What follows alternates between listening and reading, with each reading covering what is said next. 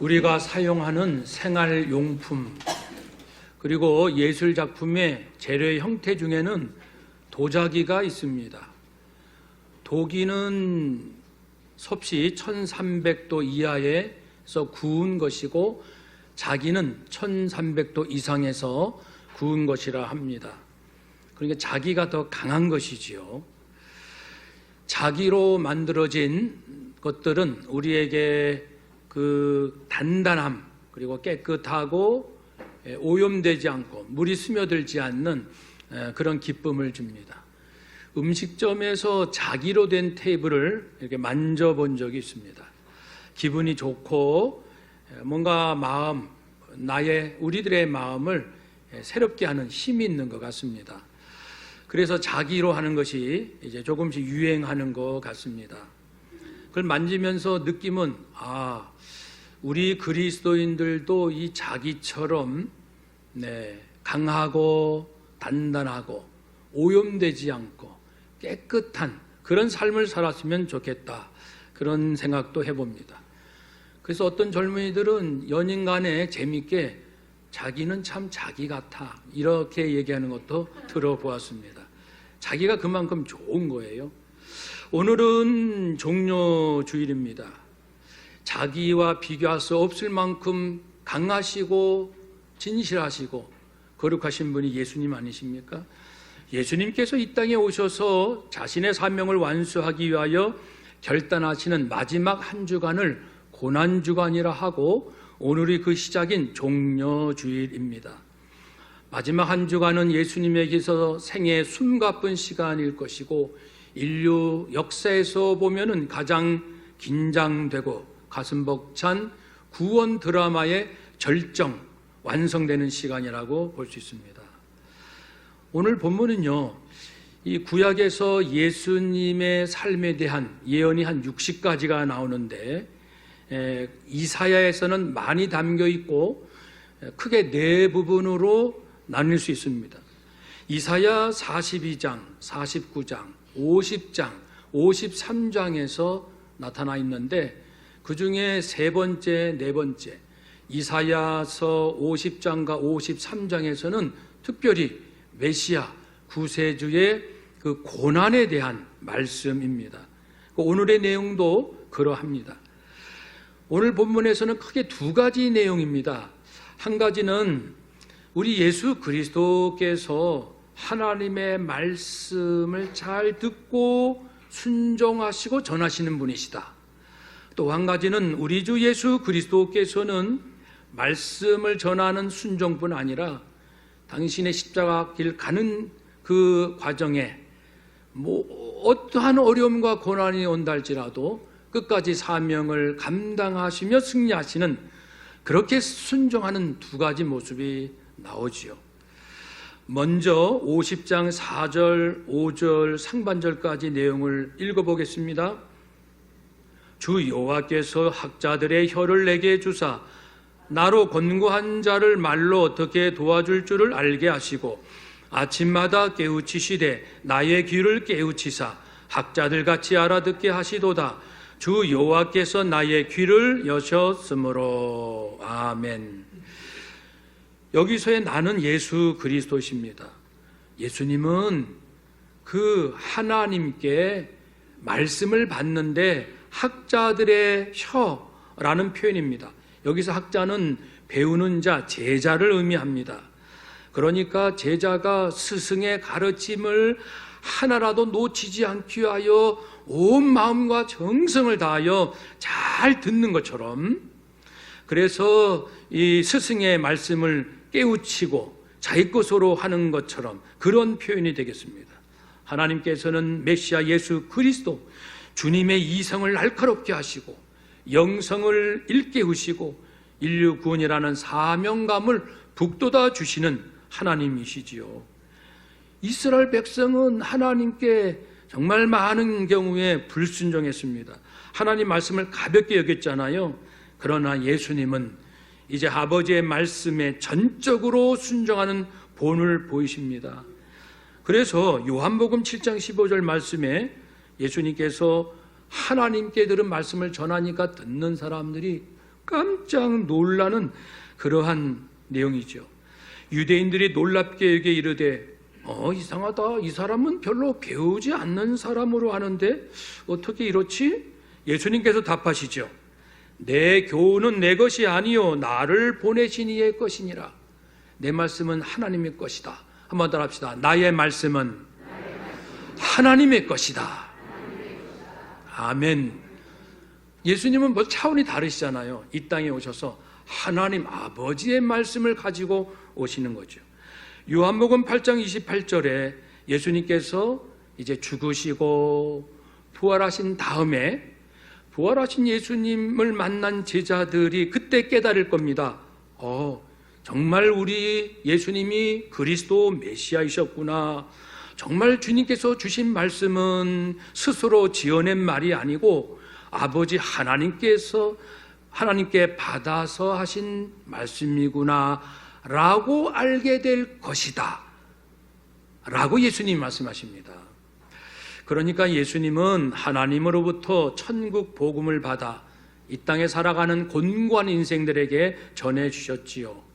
곤고한 인생, 영을 살리고 마음을 살리고 육을 살리고 치유하고 회복시키시기를 원했습니다. 곤고한 사람이 누구지요? 지난주일 말씀 기억하면 좋을 것 같아요. 잘못된 구원관, 율법을 열심히 지키면 구원받을 것이다 라고 생각했던, 누가 율법을 온전히 지킨단 말입니까? 그러니 지키지 못하고 지키는 것처럼 해야 하니 위선자가 될 수밖에 없는 이 답답한 인생에 우리 주님 하늘복음 가져오셔서 나 예수가 인간의 죄값을, 그의 받을 저주를 대신 받아 죄값을 치름으로 대속의 희생 제물이 됨으로써, 그리고 이 예수를 믿는 자, 그 믿음으로 구원받아 하나님의 자녀가 될 것을 말씀해 주셨습니다. 그 말씀 주시려고 오신 거잖아요. 사람들은 구원뿐 아니라 기도, 금식, 구제할 때도 사람들에게 인정받고 싶어서, 존경받고 싶어서, 사실 인정과 존경 누구나 받고 싶어 하는 거지만 지나치면 거짓되잖아요. 서로 비교하고 시기하고 정죄하기까지 하지 않습니까? 그래서 하늘복음을 갖고 오신 예수님은 그렇게 살지 말라. 하나님은 마음속 깊은 진실을 보시느니라. 사랑하느냐 겸손하느냐가 중요하다는 말씀이죠. 그래서 마가복음 12장에서 나타난 사건처럼 한 과부가 두 렙돈 작은 분량의 돈을 헌금합니다. 많은 부자들은 큰 물질을 헌금합니다. 이 모습을 보시면서 예수님은 두 렙돈 드린 과부의 헌금이 정말 누구보다도 크고 귀하다고 말씀했죠. 그의 생활비 전부를 드렸다. 그러니까 큰 부자에게 10만 원 하고 하루 살기 힘든 분의 10만 원의 가치는 정말 다르지 않습니까? 그러니까 드러난 양을 보는 것이 아니고 그 가치, 그 사람에게 얼마나 소중한데 소중한 것을 드렸는가, 그 질적인 차원의 것을 보시는 하나님이시다. 그러니 눈에 보이는 대로 사람들을 평가하는 부질없고 피곤한 인생을 더 이상 살지 말라. 하늘의 말씀, 하늘의 삶의 법칙을 알려주시지 않았습니까? 곤고한 인생은요, 오늘날 표현으로 하면은 물질 만능이에요. 명예 만능, 권력 만능, 수단 방법 거르지 않고 물질, 명예, 권력을 얻겠다라고 하며 살아가는 사람들, 특별히 경제적 어려움은 큰 영향을 미칩니다. 그래서 예수님께서도 물질에 대하여 직접 간접적으로 전체 말씀의 절반이 차지할 만큼 물질은 사람에게 강력한 영향을 미치죠. 예수님은 말씀하셨습니다. 만물은 아버지의 것이다. 주의 자녀에게는 필요한 것이 채워진다. 그러니 염려하지 말고 죄 지을까 조심하라. 받은 것에 족한 줄 알고 할 수 있는 한 나눠주라. 이것이 예수님의 말씀의 핵심 아닙니까? 물질이 얼마나 중요한지를 한 경제학자, 미국의 하버드 벤저민 프리드먼 경제학 교수가 아주 중요한 연구를 했습니다. 경제 성장의 도덕적 결과, 기념비적인 조사를 합니다. 그러니까 사람들이 얼만큼 경제적으로 수준으로 높은가 그것으로 행복하는 게 아니고 좀 더 잘 살고 있는가, 그게 사람들의 관심이라는 거예요. 그러니까 많은 사람은 더 많아야 돼요. 좀 낮은 사람도 역시 더 많아야 되고요. 지속적인 경제 성장만이 사람으로 하여금 민주주의의 그 제도가 지켜지고 도덕적 가치가 지켜지더라. 이것을 미국 남북전쟁 이후 사회 경제적 변천을 분석하면서 얻은 결과였습니다. 그분의 그 연구 내용에 보면 많은 자료가 있는데 이 경제적 저성장이 문제라는 거예요. 오늘날 한국 경제가 저성장에 빠져 있다, 많이 고민을 합니다. 세계적으로 보더라도 경제적 저성장으로 말미암아 결국은 그것이 근본 원인이 돼서 제1차, 2차 세계대전이 일어났고 스태그플레이션으로 세계적 물가 상승, 경기 침체에 시달렸던 1970년대, 80년대 초반 세계에는 중동 전쟁, 베트남 전쟁, 이란, 이라크 전쟁 등 수많은 국제적 규모의 전쟁이 많았다는 것을 그 예로 제시합니다. 중요한 얘기 아닙니까? 그러니까 지금 얼만큼 살고 있느냐가 중요한 것이 아니라 더 잘 살아야 된다는 거예요. 사람들의 마음은 어제보다 오늘보다 내일 더 잘 살아야 사는 것 같고 성공한 것 같고 가치 있는 인생이라고 보는 것이지, 저성장, 침체, 아니 오히려 경제적으로 후퇴하면은 마치 자기 인생이 실패한 것처럼 그렇게 생각하기 때문에 사람들은 불안해하고 공격적이고 수단 방법 가리지 않고 경제적 성장에 올라타기 위해서 전쟁도 불사하는 이것이 인류의 역사다. 사랑하는 여러분, 아니 그러나 우리의 삶이, 우리 세계가 계속 경제가 성장할 수 있나요? 그게 가능합니까? 계속 잘 삽니까? 계속 연봉이 높아집니까? 불가능하지 않습니까? 그러니 어리석은 인생들은 불가능한 것을 꿈을 가지고 도전한다고 노력하지만, 도전과 노력은 좋지만 언제나 물질은 있는 것에 자족하고 제대로 살 줄 아는 법이 필요한 거죠. 그래서 예수님께서는 특별히 물질적 어리석음에 빠진 인생들에게 하늘 진리, 천국 복음, 참 가치 있는 인생에 대해서 알리러 오셨습니다. 물질 왜 이렇게 원하는가? 명예, 권력 왜 원하는가? 왜 얻기를 원하는가? 근본적인 행복과 성공에 대한 생각을 바꾸라, 그렇게 말씀하지 않습니까? 죽음 위에 심판이 있는데 진짜 행복은 영적인 기쁨이라는 것을 거듭 강조하시지 않았습니까? 예수님의 복음, 예수멍에 함께 잘 매면 너에게 참된 안식과 쉼이 있을 것이다.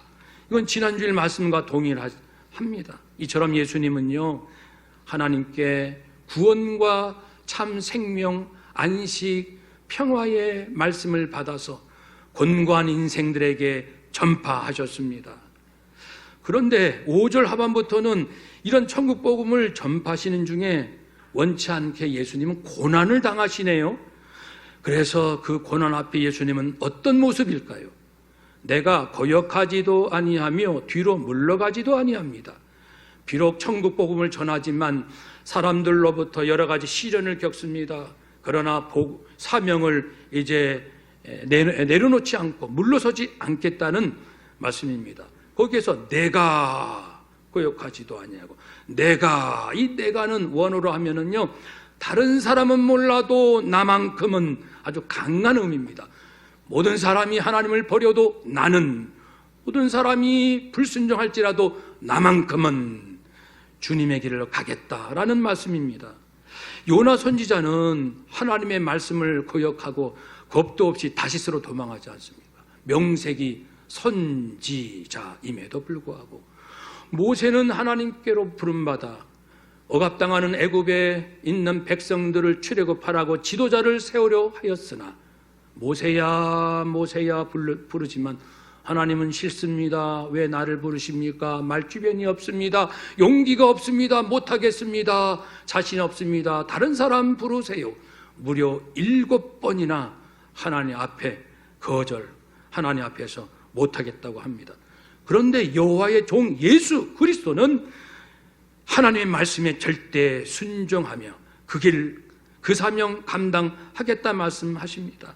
그래서 마태복음 20장 18절 19절에 공생에 보내시다가 이제 때가 되어서 십자가 죽음의 길, 그 길로 가야 할 시간이 되니까 이제 예루살렘으로 올라갑니다. 주변 사람들이 말리죠. 주님, 예루살렘에는 주님을 죽이려는 대제사장들과 장로들이 많은데 잡히면 죽습니다. 그러니까 예수님은 때가 되었다. 죽으러 가노라. 한번 따라 합시다. 나는 죽으러 가노라. 아멘. 그런 결단으로 예루살렘 성에 입성하신 그날이 종료주일이고 바로 오늘 아닙니까? 오늘 그 입성을 기념하는 주일 아닙니까? 사랑하는 여러분, 한 번은 누구나 죽습니다. 아름답게 죽어야죠. 죽을 때가 되면 죽는 거 아니겠습니까? 아버지의 뜻을 따라. 예수님처럼 말입니다.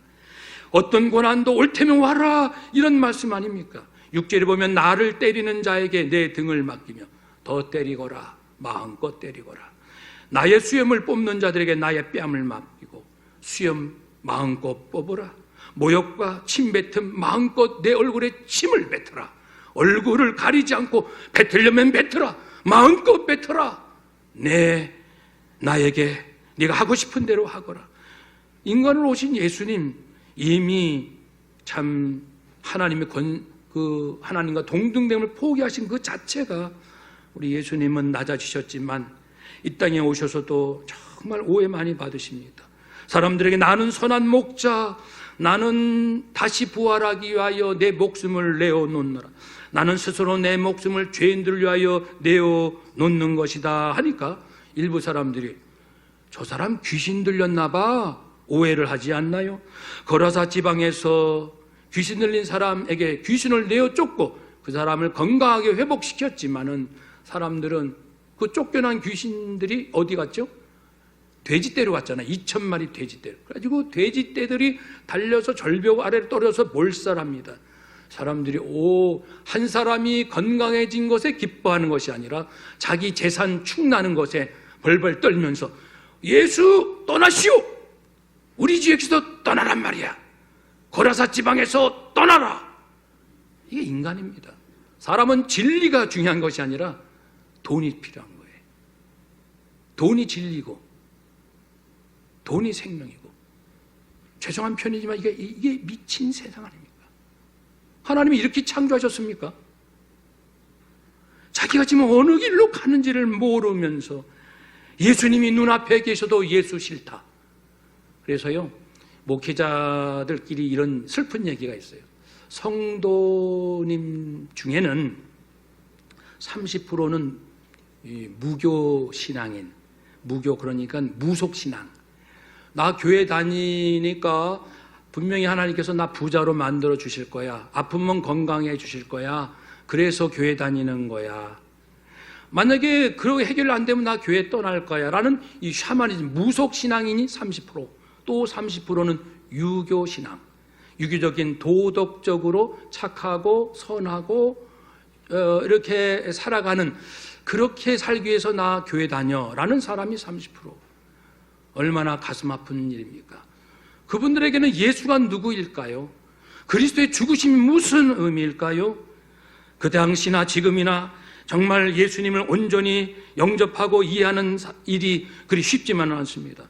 예수님은 압제당하시고 많은 고민 가운데 가룟유대에게 30에 은 30에 팔리기도 하시고, 하루 전날 금요일날 달리시면은 목요일 그 하루 전날까지도 대제사장과 서기관들은 무슨 방책으로 예수를 죽일까 의논할 정도로 거짓 고소, 있지도 않은 이야기를 꾸며내면서 예수님을 고소합니다. 예수님은 그 모든 걸 다 받아들이십니다. 욕해라, 때려라. 그래서 수염이 뽑힌다. 수염이라는 것은 남성, 고대 사회에서 남성들에게는 존경, 명예, 인격적으로 훌륭함을 뜻합니다. 이 수염이라는 것이. 그런데 그것을 뽑는다는 것은 수치당한다는 것을 뜻 아니겠습니까? 그리고 뿐만 아니고 얼굴에 침뱉음을 받고, 예수님은 이제 사람들에게 주먹과 손바닥으로 얻어맞기도 했습니다. 그럼 예수님은 때려라, 내 얼굴 때려라, 내 얼굴에 침을 뱉어라. 묵묵히 도살장에 끌려가는 어린 양처럼 인류를 위하여, 구원을 위하여 죽을 때 되니 나는 죽어야지, 내가 죽어야 죄인이 살지. 내가 죽어야 하나님의 영광이 드러나지. 내가 죽지만 나는 다시 부활하지. 이런 모든 것을 아시기 때문에 치욕과 고난을 이겨낼 수가 있었습니다. 그것이 7절 말씀입니다. 주 여호와께서 나를 도우심으로 내가 부끄러우지 아니하고 내 얼굴을 부싯돌같이 굳게 하였고 내가 수치를 당하지 아니할 줄 아노라. 수치스러운 일이 있긴 있지만 부끄러워하지 않는 것은 하나님께서 나를 도와주신다는 겁니다. 하나님은 어떻게 도와주셔요? 하나님께서 함께 해주시잖아요. 그리고 하나님은 예수님의 마음을 아시잖아요. 예수님이 죄가 없으시다는 거 압니다. 그리고 왜 죽음의 길로 가시는지 하나님이 계획하셨거든요. 하나님은 아십니다. 하나님은 예수님 편이십니다. 예수님 곁에 계십니다. 8절에 나를 의롭다 하시니 이것은 죄인이 의롭다는 의로움이 아니고 예수님 안에는 죄가 없다는 그 의로움, 나를 의롭다고 내 안에 죄가 없음을 인정하시는 아버지 하나님께서 가까이 계시니 누가 감히 나를 대적하고 나를 고발하겠느냐, 이런 말씀입니다. 그러므로 보라, 주 여호와께서 나를 도우신다. 나를 정죄할 자가 누구냐? 정죄는 하잖아요. 거짓 고소했잖아요. 죽이자 했잖아요. 그러나 실제로 예수님은 아무에게도 정죄당하지 않고 아무도 예수님을 대적할 수 없는 하나님 안에 있는 그리스도시요, 그리고 죽으시지만 부활하실 그 영광의 주님 아니십니까? 우리도요, 살다 보면 누가 나한테 얼굴에 침을 뱉을 수 있습니다. 모욕할 수도 있습니다. 나에게 거짓 고소할 수 있습니다. 하시오, 마음껏 하시오. 나는 주님의 길로 가겠습니다. 당신은 그렇게 사시지요. 나는 십자가의 길, 내게 주신 주님의 길로 가겠습니다. 한 번 더 합시다. 당신은 당신대로 사십시오. 나는 길이요 진리요 생명의 길로 가겠습니다. 주님처럼 우리도 그런 결단이 필요한 고난주간입니다. 그런데 이 어리석은 대제사장, 서기관, 바리새인 불의했잖아요. 예수를 십자가에 못 박아라. 예수의 핏값 우리와 우리 자손에게 돌리라. 겁도 없이 외쳤던 군중들, 자신의 정치적 계산으로 죄 없는 줄 알면서 예수님께 십자가형을 선고했던 빌라도 총독, 그 군병들, 그들은요 어떻게 될까요? 옷과 같이 헤어지리라. 아무리 화려한 옷이라도 세월이 지나면 옷이 다 닳고 닳잖아요. 그들의 지금 겉모습은 화려해도 거짓된 인생, 예수를 부인한 인생, 예수 생명 받지 못한 인생은 아무리 겉모습이, 아무리 물질명의 권력이 화려한다 할지라도 때가 되면 다 허무와 그리고 무로 돌아간다는 것을, 옷과 같이 헤어질 것이다, 좀들이 갉아먹어가지고 다 그런 것이 소용없게 된다, 뜻하지 않는 일들이 생겨서 그의 불의한 삶은 곧 아무것도 아닌 것이 입증될 것이다. 여러분, 그러니까 우리가 정신 바짝 차리고 진짜 경제가 어려우니까 잘 살게 해달 그런 차원은 아니잖아요. 이제는 아니잖아요. 어떻게 세계 경제가 계속 성장합니까? 말도 되지 않지 않습니까? 그것이 불가능했고요. 역사에 무엇이 중요합니까? 물질, 너는 누구냐? 명예, 권력, 너는 누구냐? 하나님, 저는 어떻게 살아야 할까요? 이제 우리는 예수님 앞에 다시 한번 서며 말씀에 온전히 순종하신 예수님을 배웁시다. 예수님은 죄가 없으셨어요. 예수님은 끝까지 조건 없는 사랑으로 사셨고, 그리고 하나님의 그 구원의 열정에, 사명에 순종했습니다. 성결하게 삽시다. 죄 짓지 맙시다. 사랑하며 삽시다. 하나님의 사랑으로 말입니다. 계산적인 사랑 말고요. 그리고 주어진 사명을 끝까지 감당하는 우리 모두가 됩시다. 하나님이 함께 하시고 예수님 부활하셨잖아요. 우리도 부활합니다. 우리의 진정한 삶은 하나님이 다 기억하시고 인정해 주십니다. 하나님께서 마지막 때 잘하였도다 착하고 충성된 종아, 그렇게 인정받는 저와 여러분 되시기를 주의 이름으로 축복합니다. 아멘. 기도하겠습니다.